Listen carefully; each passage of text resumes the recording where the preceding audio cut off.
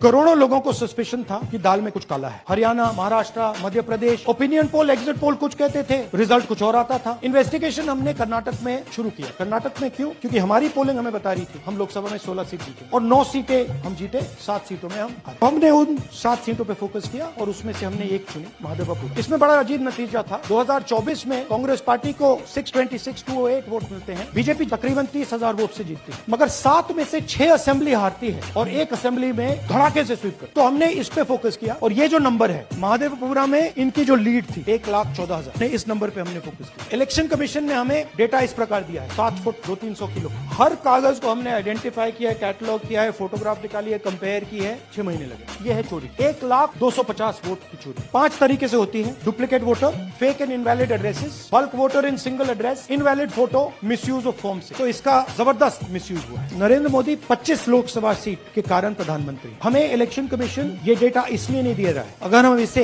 बाकी लोकसभाओं में करा देंगे तो देश के लोकतंत्र की सच्चाई बाहर आ जाएगी। ये क्रिमिनल एविडेंस है और इलेक्शन कमीशन देश में पूरे एविडेंस को डिस्ट्रॉय करने की सोच रहा है। मैंने जैसे कहा 21वीं सदी है, एक हार्ड ड्राइव पे आप पूरा डेटा रख सकते हो, 100 साल 200 साल का डेटा रख सकते हो, जितना रखना है रखते हो। मगर इलेक्शन कमीशन 45 दिन में सीसीटीवी को खत्म करना चाह रहा है, वोटर लिस्ट नहीं दे रहा। तो they are colluding with the BJP, they are helping the BJP destroy the election system in India.